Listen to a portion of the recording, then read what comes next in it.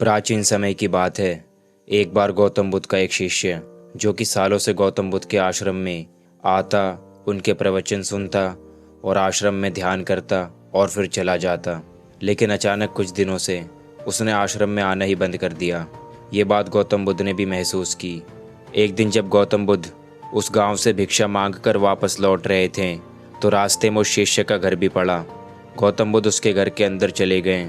अंदर जाकर देखा तो वो शिष्य अपने घर के आंगन में बैठकर कुछ काम कर रहा था। वो शिष्य गौतम बुद्ध को देखते ही हाथ जोड़कर गौतम बुद्ध के सामने खड़ा हो गया। उसने गौतम बुद्ध को पीने के लिए शीतल जल दिया और बैठने के लिए आंगन के चबूतरे पर एक चटाई बिछाई। गौतम बुद्ध आराम से चटाई पर बैठ गए।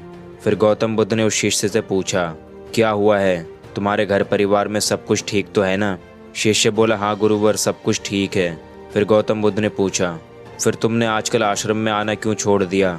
ये बात सुनकर वो शिष्य थोड़ा सा शर्मिंदा होने लगा और फिर बोला, अब मैं आपको कैसे बताऊं गुरुवर?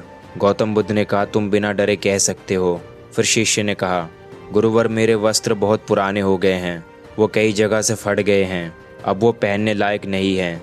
गौतम बुद्ध ने अपने शिष्य के वस्त्र देखे तो उसके वस्त्र सच में बहुत बेकार हो रहे थे, जगह जगह से फट गए थे, कई सारे छेद थे उसमें। इसके बाद गौतम बुद्ध उठकर खड़े हो गए, अपने शिष्य के कंधे पर हाथ रखकर बोले, चिंता मत करो, सब ठीक हो जाएगा। शाम के वक्त जब आश्रम से सभी शिष्य गौतम बुद्ध के प्रवचन सुनकर घर वापस जा रहे थे, तो गौतम बुद्ध ने अपने एक धनवान शिष्य को रुकने के लिए कहा। फिर जब सब लोग चले गए तो गौतम बुद्ध ने अकेले में उस धनवान शिष्य से अपने उस गरीब शिष्य को 2 जोड़ी वस्त्र देने को कहा। धनवान शिष्य उस गरीब शिष्य के घर वस्त्र भिजवा देने का वचन देकर वहां से चला जाता है। अगले दिन सुबह वो धनवान शिष्य उस गरीब शिष्य के परिवार के हर एक सदस्य के लिए 2-2 जोड़ी कपड़े एक पोटली में बंधवा कर अपने नौकर के हाथों भिजवा देता है, जिसे देखकर उस गरीब शिष्य का पूरा परिवार बहुत ही खुश होता है। अगले दिन जब वो गरीब शिष्य दोबारा से गौतम बुद्ध के आश्रम में उनके प्रवचन सुनने आता है, तो अंत में जाते समय गौतम बुद्ध उस शिष्य को रोककर उससे पूछते हैं, क्या अब तुम अपने नए वस्त्र में आराम से हो? तुम्हें और कुछ तो नहीं चाहिए? शिष्य ने कहा, आपका बहुत बहुत धन्यवाद गुरुवर, अब मैं इन कपड़ों में बिल्कुल आराम से हूँ, अब मुझे और कुछ नहीं चाहिए। गौतम बुद्ध ने आगे पूछा, अब जबकि तुम्हें नए वस्त्र मिल चुके हैं, तो तुमने अपने पुराने वस्त्र का क्या किया?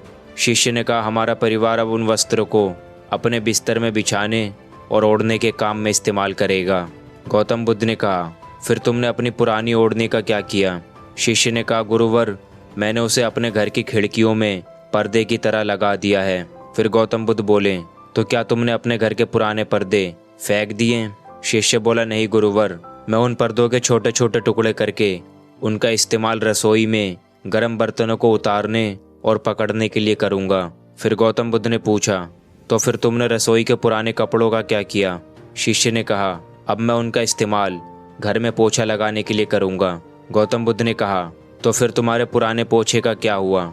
शिष्य ने कहा, गुरुवर, पुराना पोछा इतना तार तार हो गया था कि अब उसका कुछ भी नहीं किया जा सकता था, इसलिए मैंने उस पोछे से एक एक धागा अलग करके दिए के लिए बत्तियां बना ली। उन्हीं में से कुछ बत्तियां मैंने आश्रम में दान कर दिए हैं, जो अब आज रात से आपके कक्ष में प्रक्षित होंगी।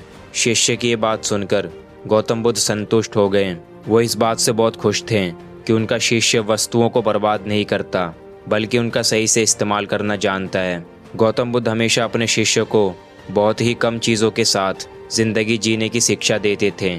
साथ ही उनका ये भी कहना था कि यदि हमारे पास कुछ भी हमारी ज़रूरत से ज़्यादा है, तो हमें उसे दूसरे ज़रूरतमंद लोगों को दे देना चाहिए। काश हमारी आज की जनरेशन भी गौतम बुद्ध का ये संदेश समझ पाती। आज लगभग हर व्यक्ति अपनी ज़रूरत से ज़्यादा चीज़ें खरीद रहा है, सिर्फ लोगों की देखा देखी में और दूसरों को दिखावे के चक्कर में। आजकल पुरानी चीज़ों को इस्तेमाल करना तो दूर की बात है, हम लोग तो नई चीज़ों को भी सही से इस्तेमाल नहीं करते हैं। इसकी एक वजह यह भी है कि आज के इस नए ज़माने में हर दिन नई चीज़ों का आविष्कार हो रहा है, जिससे बहुत ही जल्द चीज़ों का दौर ख़त्म हो जाता है और किसी दूसरी तरह की चीज़ें चलन में आ जाती हैं। जैसे आजकल हम कोई फ़ोन या इलेक्ट्रॉनिक सामान खरीदते हैं तो उनमें कितनी तरह की देख रेख करते हैं, लेकिन एक सर्वे के अनुसार एक इंसान अपने फ़ोन के 60% फीचर्स कभी इस्तेमाल ही नहीं करता या फिर बहुत ही कम बार उसे इस्तेमाल करता है। यानी कि अगर वो फीचर्स नहीं भी होते तब भी उस व्यक्ति का काम हो जाता। पर यह तो इंसानी चीज़ों की बात है, लेकिन समझदारी से इस्तेमाल करने की सबसे ज़्यादा ज़रूरत हमारे प्रकृति संसाधनों जैसे पेट्रोलियम, नेचुरल गैस और कुछ बहुत ही महत्वपूर्ण चीज़ें जैसे पानी और बिजली है।